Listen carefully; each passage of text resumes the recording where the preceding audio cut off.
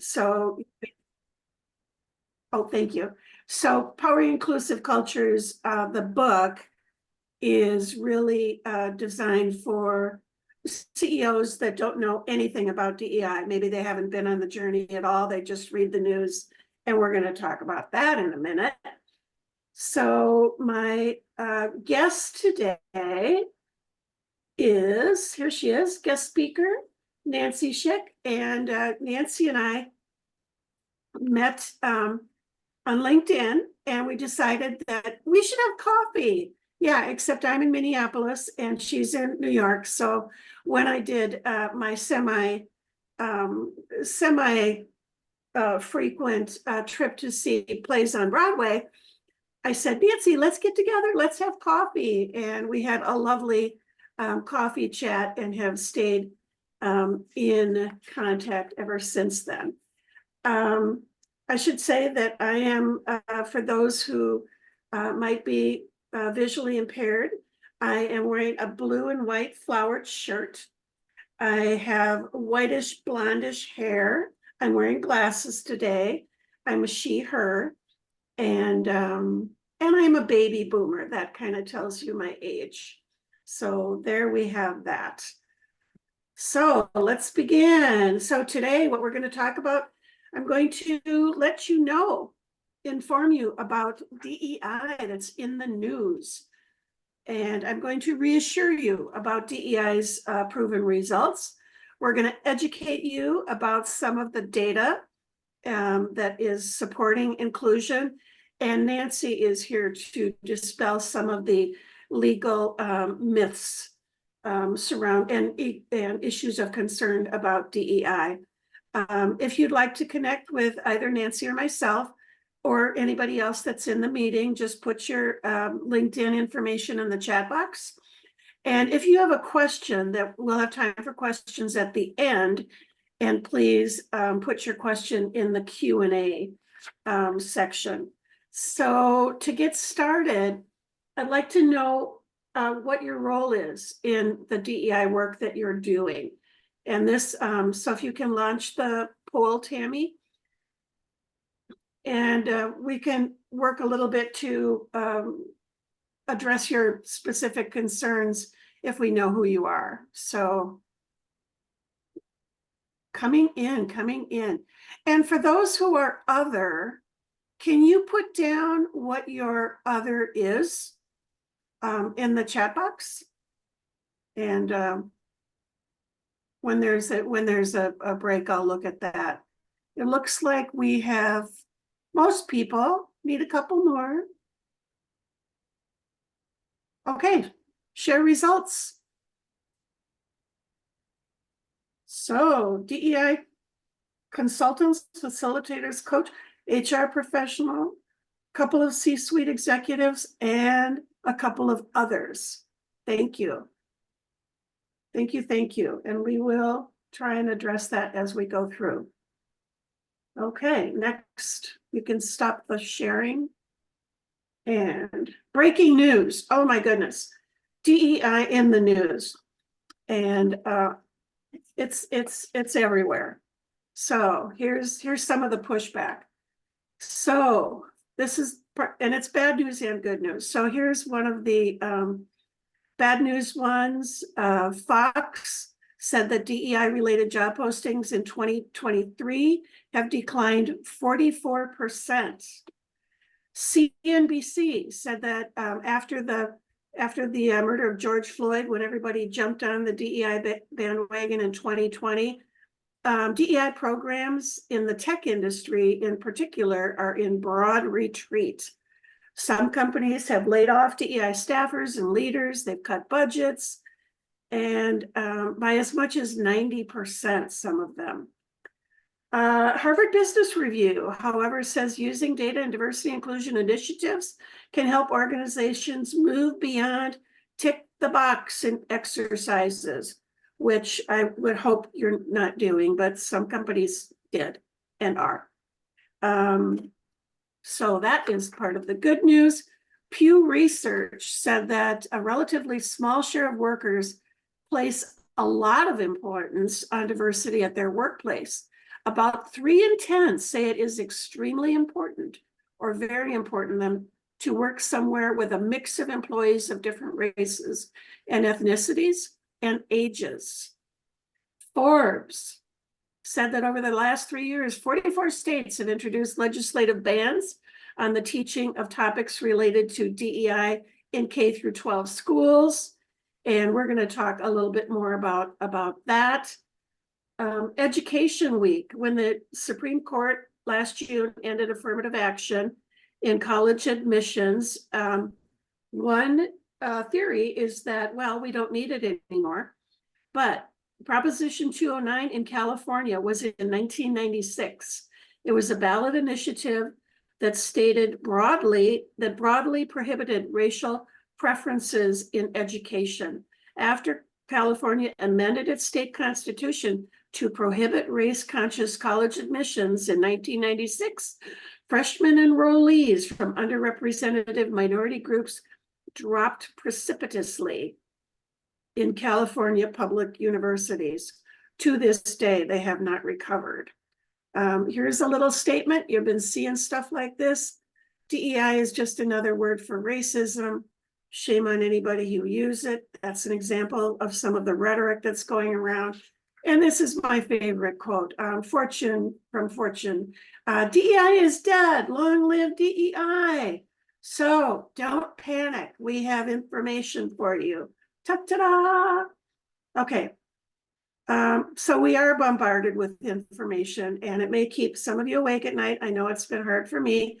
This election season might be particularly brutal for those of us that are in DEI with all the anti-woke, anti-DEI attacks, misinformation. However, Target, Chevron, SAP, Unilever, Schneider Electric, Salesforce, all have stories of strategic business benefits from their DEI, pay equity, or inclusion programs. So they see it not as a business strategy, not just an HR strategy. So, so let's counter some of that misinformation with information, counter some of that disinformation with data.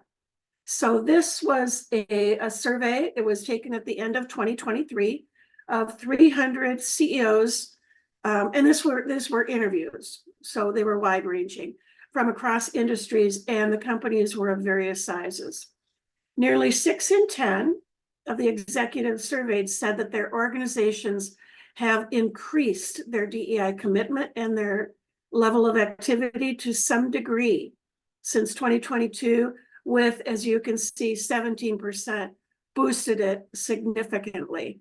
And take a look, 36% stayed the same, which isn't too bad. They're not going backwards. And here you see that the 4, 5, 6% that disagreed, they decreased slightly, moderately, or significantly.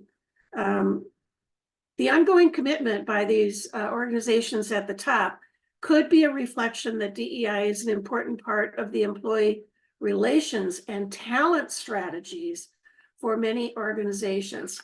For example, Ernst & Young had a survey recently. 74% of employees responded that a company's prioritization of DEI factors into their choice of where they should work.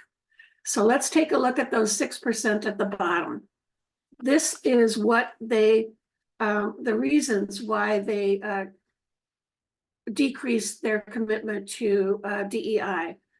So yeah, nearly 7 in 10 say that the Supreme Court ruling was one of the major reasons, and Nancy's going to talk about that. Nancy's also going to talk about the 50% who are concerned about the legal liability and litigation and reverse discrimination. So here's what actually the positive of what DEI, of the inclusion portion of DEI. So, and you can read these yourselves, but I want to point to the 8 times more likely to achieve better business outcomes.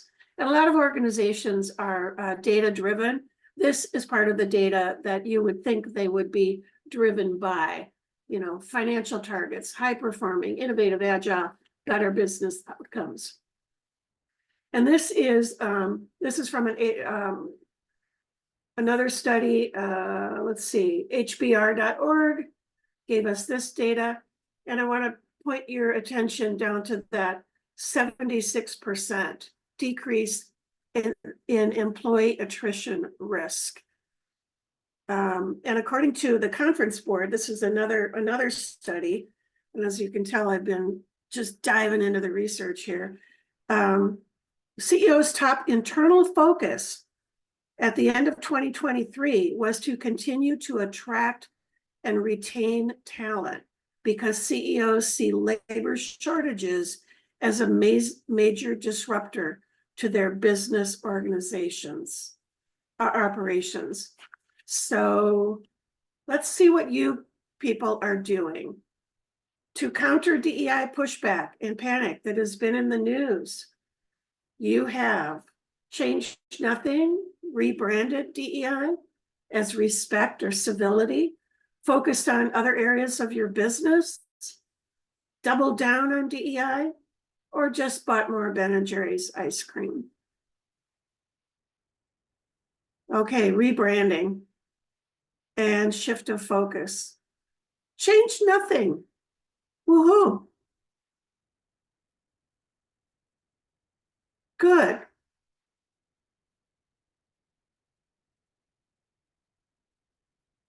Nobody bought more Ben & Jerry's ice cream. Good for you. You'll fit into those bathing suits. Okay. Thank you. Change nothing, rebranded. I've heard that in our Spectra meetings, that some are trying to not use the term DEI, but are basically still doing the work. So maybe that focused on other areas of my business, if you want to put that into a question for us to answer at the end, that might be good. So here's one of the myths of DEI. One is that critical race theory needs to be banned. First of all, critical race theory, in the reality, the bulk of CRT literature is written in a language largely inaccessible to the average policymaker, K-12 instructor, K-12 student. It was created by legal professionals for legal professionals, with only a very small subgroup of legal professionals being versed in its principles. So, and most law school students don't even do this. So it's not taught in K-12. It's nothing to be concerned about. If you hear somebody who's concerned about it in K-12, they are misinformed. Here's another one, reverse discrimination. And yeah, this is the myth that white people are facing hiring, promotion discrimination in the workplace. According to history, reverse discrimination claims are relatively rare, though white workers account for 2/3 of the workers in the US workforce. Their discrimination claims make up only about 10% of race-based claims, according to the EEOC. That's 66 claims out of 1,000. So that is definitely not a thing. So, and it's related to your policies, practices, and procedures.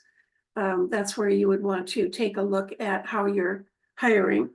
In contrast, Wells Fargo and the NFL, who we may have watched yesterday, are among the companies that were accused of conducting sham interviews of candidates from diverse backgrounds after positions had already been filled. So what do employees think about their managers? Let's take a look at some data. Here's one of our questions from Spectra's assessment. Management shows that diversity is important through their actions. So the light blue highlight there is the reference group, and the two orange ones represent groups that differ significantly from the reference group. So when we're looking at our results, we're always looking for the orange ones, because those are people that are out of sync from the reference group, which is the majority. And you'll see here that, and I'm looking at the Black or African American one, it's 3.1 was their average, but more important than the average is the spread.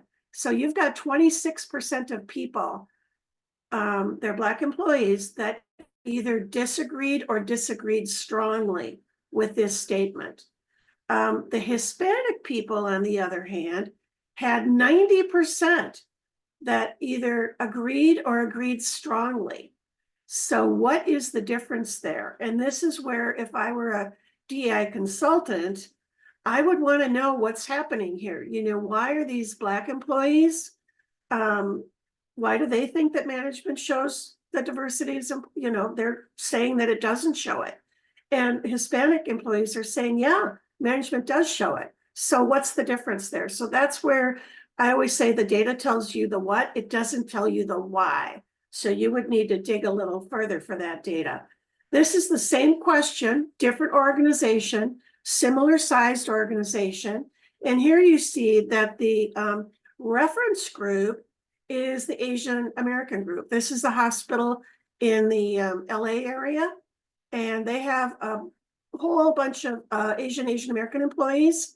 They also have a bunch of white employees, but the two groups that are statistically significantly different are the Black and Hispanic, and they are both lower. They both have, so here are the Black employee population, there's 45 of them. This is disagree. Hispanic, there's 11% disagree, and almost 2% strongly disagree.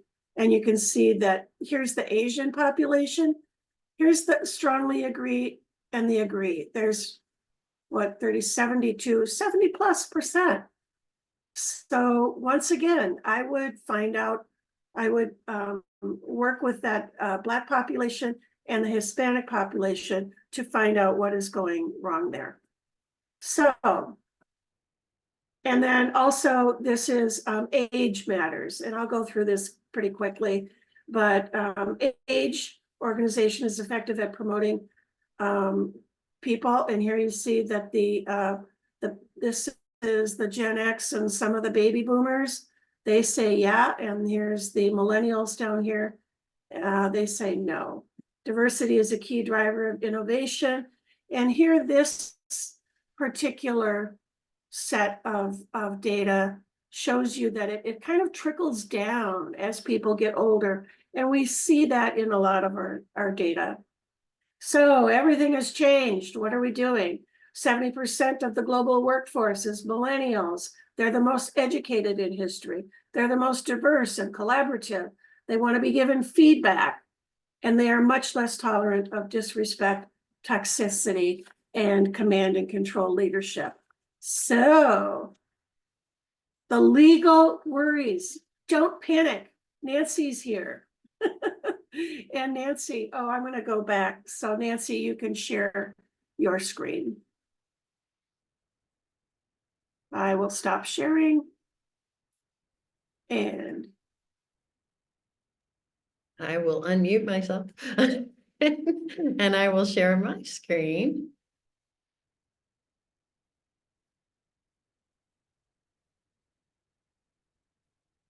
And just bear with me. There we go. So the first thing I have to do is always give my disclaimer because I'm a lawyer, right? That's what we do. So this webinar is intended to give you general information. So we're just going to be talking about some of the intersections of law and DEI policy. It's not legal advice, and I'm not your attorney just because I am an attorney. If you do find that, as often is the case, you have something that throws a red flag up in your mind and say, I'd like a little bit more information on that. Notice I say, don't necessarily call me because I'm only licensed in New York. And so you would want to make sure that you're consulting an attorney of your choosing in each of the jurisdictions where you have employees. So that's something to be mindful of for those of you that have remote workers at this point too, is that it's not necessarily based on where you are, but it's based on where your employees are. So it may very well be that you're in California, but you have a remote worker in New York, and then they're going to be in my domain. Okay, so something to just make sure you're aware of. So first, we're going to go through some of those CEO concerns. As Chris pointed out, about 50% of the people that responded to her poll said that the legal liability and litigation regarding what some people refer to as reverse discrimination, basically worried about lawsuits. That's good that you're worried about them. That means you realize that this could be very costly and you'll pay attention, right? But as far as the reverse discrimination, I will just mention, Chris, you heard me say this. When I hear reverse discrimination, it's obvious to me that whoever is raising that is not skilled in DEI, because that's not really a thing. And although there is discrimination against, we'll say against white people, which is what people call reverse discrimination. Reverse discrimination would be liking someone too much. That would be white supremacy, right? So reverse discrimination, not really a thing under the law. Discrimination, unlawful discrimination, those things are what we deal with. Also, the notice that some of you talked about the reduced budget and the cost of DEI initiatives.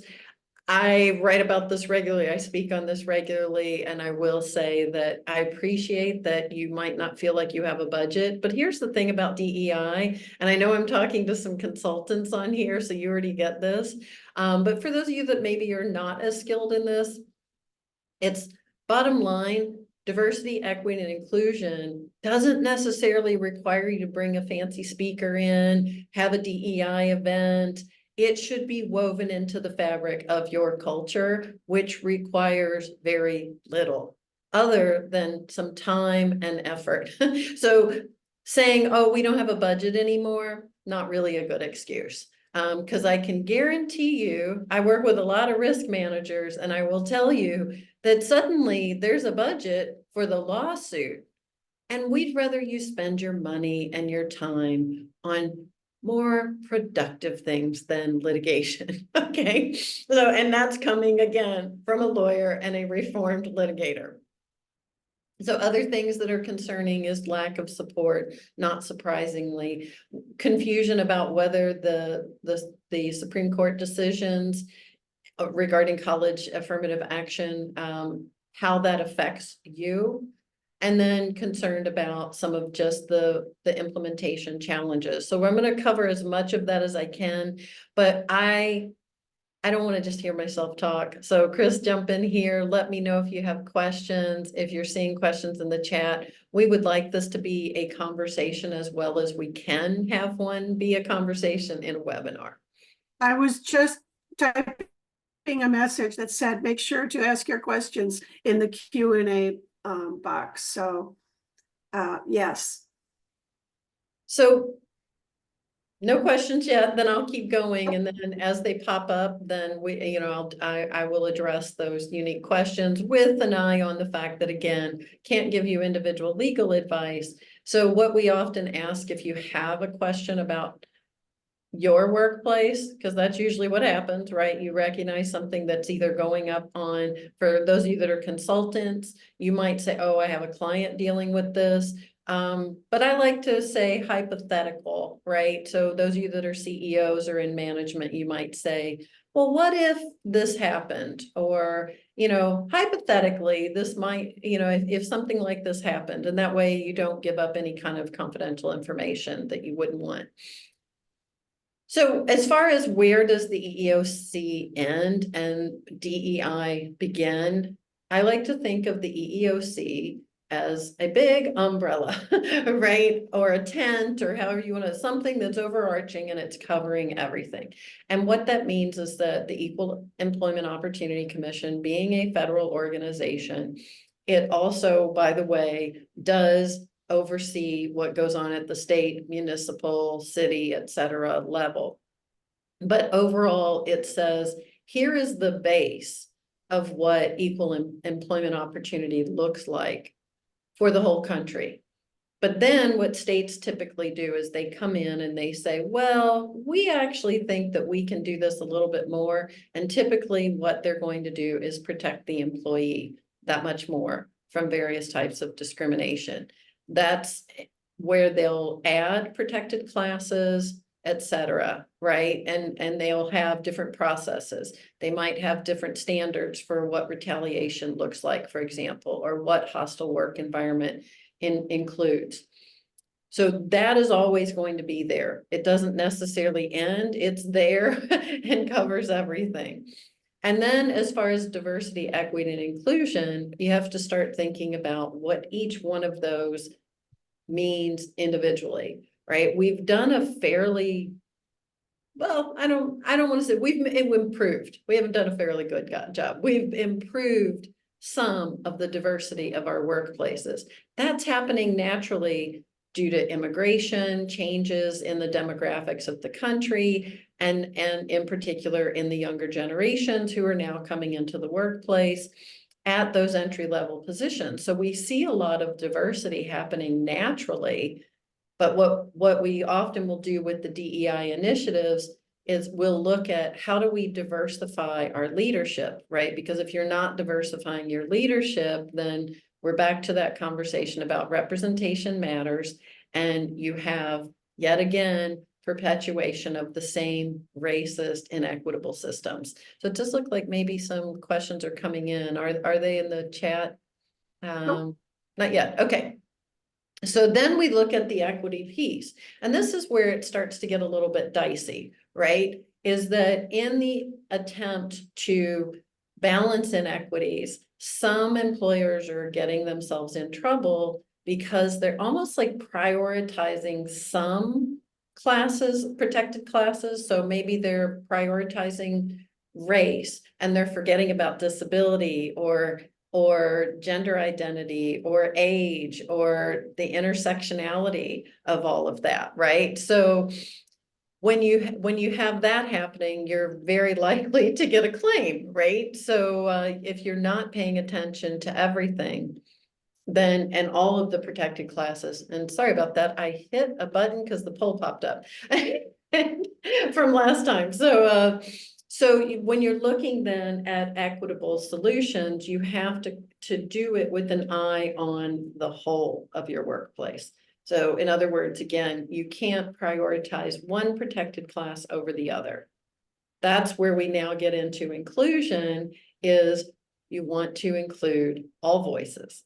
You want, and it's equity in opportunity, it's inclusion in opportunity, and it's about an invitation to participate. So all of that comes under the EEOC, and if that's being done in a way that has a disparate impact, for example, you could end up with an EEOC claim. Or in New York, for example, we have a Commission on Human Rights at the state level, and we have, I'm sorry, a division at the state level and a commission at the city level. So depending on where you're operating, you may have 3 different types of organizations, administrative agencies that are looking at then the potential discrimination in your workplace. Nancy, we have a question. Oh, okay, great. Are you seeing, and Nancy, by the way, deals with the very people that we've been talking about, which is the CEOs and the leaders of organizations. So the question is, are you seeing companies who are moving the DEI needle, shifting away from using DEI language? I am not seeing that yet. As a change in recent months. I will tell you, however, that I've worked with some of the leading organizations, because being in New York City, we're pretty diverse, and we're dealing with the integrations and the intersectionality. And what I saw even before the Supreme Court case is a movement toward a more inclusive language around DEI programming, without completely ignoring the need for certain specific programming to balance inequity. So I'm not seeing any big distinction and big change yet, but I do think that some of the organizations that were maybe focusing on one class of people and not all protected classes, I think they are starting to recognize that that could get them into hot water, and trying to look for ways to balance that. So hope that answers your question. I think that's going to be a continuing trend, but probably, Chris, I think you mentioned it too, is some people are already doing that almost as a panic response because of some of the changes of law that occurred in certain states, which I'm not going to name because I don't want to, I don't want to exclude anyone. And we're here to share and learn and be inclusive in our own group. I have to demonstrate what I want other people to to do, right? So Thank you. so then we get into what is that affirmative action decision and regarding college admissions, what does that have to do with non-educational venues, in particular in employment settings? And the general consensus, I think, is that there are going to continue to be cases that are taken to the Supreme Court to challenge affirmative action in the workplace. I don't think that's going to end. But I don't think that's necessarily doom and gloom, the way that some people see it. Now, obviously, I'm saying this as a white woman. So I recognize that if I were not a white woman and I were a person of color, I might be having a very different response to this. But I do think that there is still a lot of potential to work within the framework that we've been given, even if these cases go to the Supreme Court and get a similar decision, right? That says no more affirmative action. Because what we've been doing at these, again, in these organizations that are leading the conversations of DEI, is they've already been looking at how they're recruiting and to meet the same objectives without having quotas, right? So that what we want to do is not necessarily say, oh, just check the box, but we want to make that meaningful. That's what the full of the DEI is, right? It's not just diversity, it's not just equity, it's not just inclusion, and it's that constant balancing. And again, I know some of you are going, yes, I know, this is what makes it so hard. And it does, but it's also what makes it worthwhile. So what we were doing in some of these workplaces, for example, is just looking at, if we don't have a very diverse leadership, how do we make sure we're recruiting in areas where underrepresented populations are? So are we looking at HBCUs? Are we going into communities and inviting them to apply? Right. So it's a distinction between the quota of just, yes, look at us, pat, pat, pat, pat. We did it. We got it. We've got people, their pictures, you can look at them and they look diverse, but what about all the things that you can't see? Right.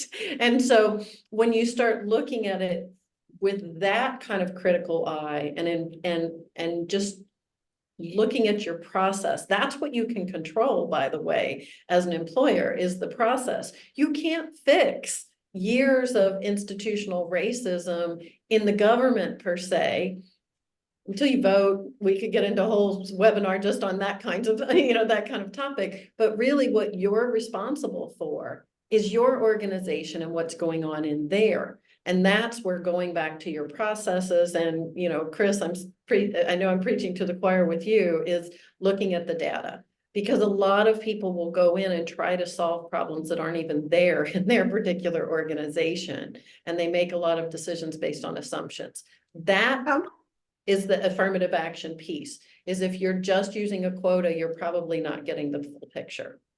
There was something interesting about affirmative action in college admissions, and I think this went to the Supreme Court. You probably know this, Nancy, is that West Point is not included, and as are the other, our Army, Navy, and I was talking with a brigadier general, and he was very proud of that. And he said, well, you know why that is? And I said, no, why is that? And he said, because in the armed services, we want to make sure that we have the best possible people. And in order to do that, we have to be able to, to recruit who we feel can do the job. And yeah. So anyway, I thought that was interesting.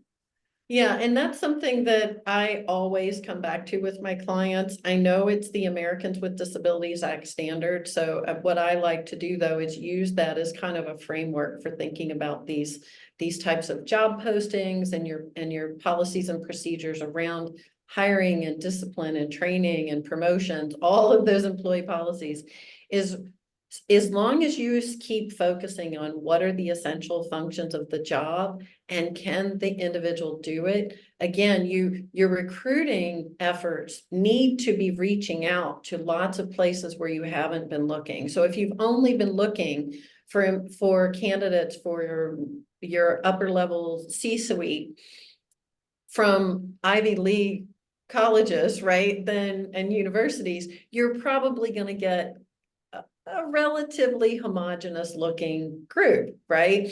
They come from largely wealthier families, et cetera, unless if you're one of those fortunate people that gets a scholarship. So it doesn't mean that you can't look there, but you just want to broaden your horizons, because this is another thing we've talked about in law, is that a lot of times certain positions, you know, judgeships, clerkships, et cetera, are reserved for those same graduates, right, from these Ivy League schools. And we've raised the issue of, you know, don't overlook the state school, because here's who's in the state school. It's people who maybe don't have the financial resources, or they don't necessarily have time and they need to stretch their degree over several years because they're taking care of sick family members, they have children, et cetera, right? They have other things going on. Well, in an employment setting, think about that. If you're only focusing on the legacies of an Ivy League school, and there's nothing wrong with them, they may still be qualified, don't rule them out. But if you're looking at some of the types of graduates I'm talking about, is you might have somebody that's really skilled in overcoming adversity, finding creative solutions to very difficult problems, and they can help you innovate.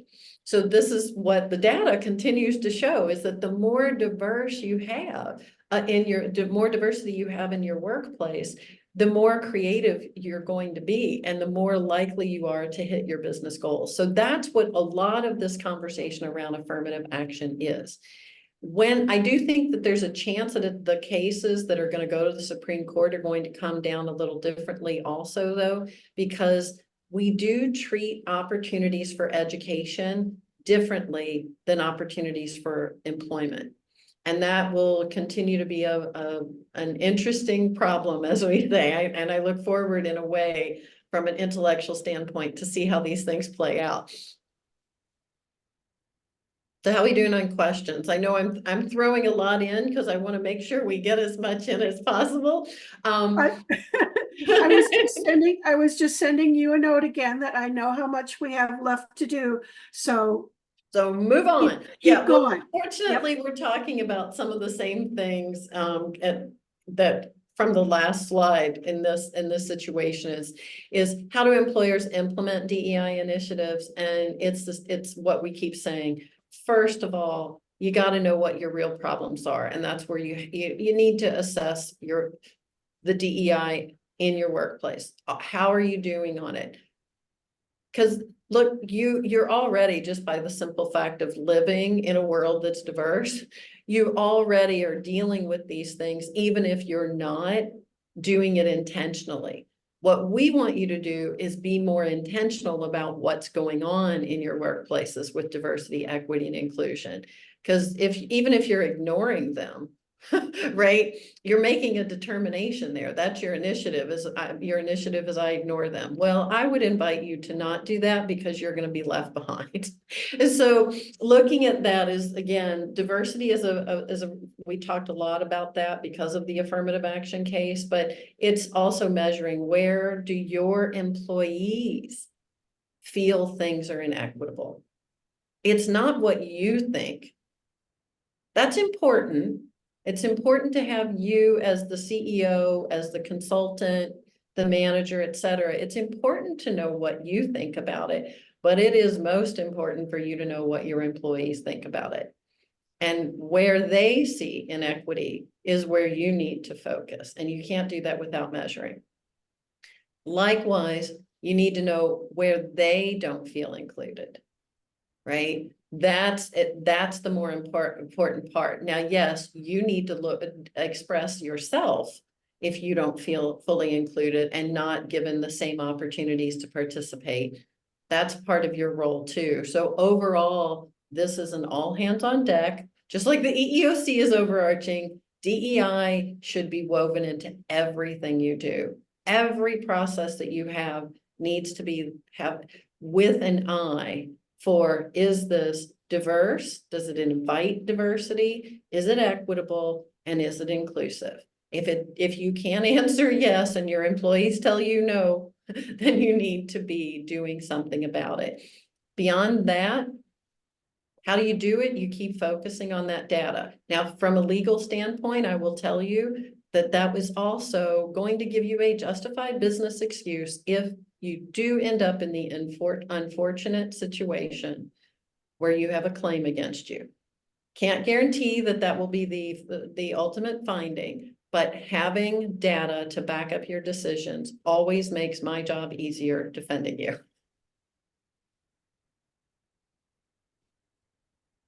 So is DEI legally dead? Absolutely not. The end. Mic drop. I have two questions for you. One is, there's been a lot of outsized discrimination and news and hate crimes against the trans community. How can an employer demonstrate that they are welcoming or inclusive of a trans person? Well, I think one of the first things you need to look at is your dress code. That will almost always tell you whether or not you're inviting to the trans community, right? I work with a lot of funeral directors, so we had a lot of talk about Bostock, the case that went to the Supreme Court with the funeral director, Amy Stevens. She's gone now. She did not get to see the result of her case, but she was a trans woman, and the funeral home where she worked let her go because in part of the dress code. She said, I'm going on vacation, and when I come back, I'm going to identify as a woman. And they said, no, you're not. She said, I'll dress in professional clothing as a woman. I'm just not going to wear pants and ties and look like a man. And they said, nope, no, you're not. Bye. You're. And the Supreme Court said, sorry, you can't avoid that being sex discrimination, right? So I think that's one of the first things is look at your dress code. And then anytime people are asking, and I still can't believe people do this in the workplace, but anytime anybody's asking you about, well, your personal parts or what you like to wear or who you like to sleep with, that's nobody's business in the workplace, right? So you need to zip it, like cut that stuff off. And that will definitely change a lot of your culture regarding inviting trans and other people who identify anywhere on the gender spectrum. One last question. How does religion fit into this inclusion world in terms of, I know a lot of organizations automatically have, Christmas Eve and Christmas Day off, whereas for some it's a mandatory day when you have to work because of, the job you do. How is religion folded into this DEI world from a legal standpoint? From a legal standpoint, it's very similar to with disability. There's an assessment of whether the religious accommodation being requested is based on a sincerely held religious belief, right? So that's the first standard. Just like with disability, you have to first show that you have a disability that interferes with your ability to do your job. And then the employer has the opportunity to take a look at that and see if they can accommodate. Now, if the accommodation is reasonable, okay, you get a day off, but maybe you work a different day. That's usually going to be upheld. But yes, you have to also consider religion. And I will say coming that it's on the tail end of the conversation about trans employees.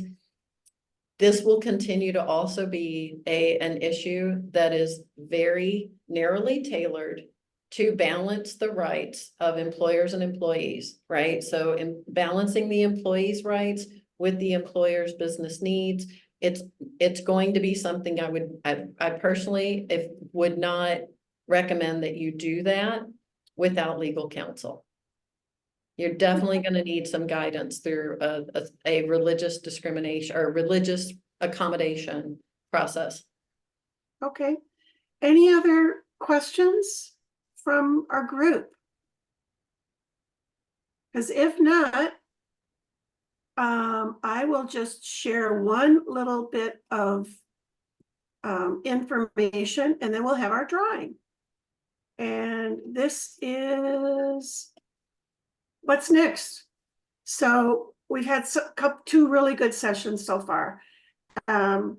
This is what's coming up in March. We have a leadership one, April, and this is primarily going to focus on transgender issues. May, Luana, who is on this particular webinar right now as a participant, she's going to lead us in May. June, sexual orientations. July, disability we're looking at. August, older and younger employees.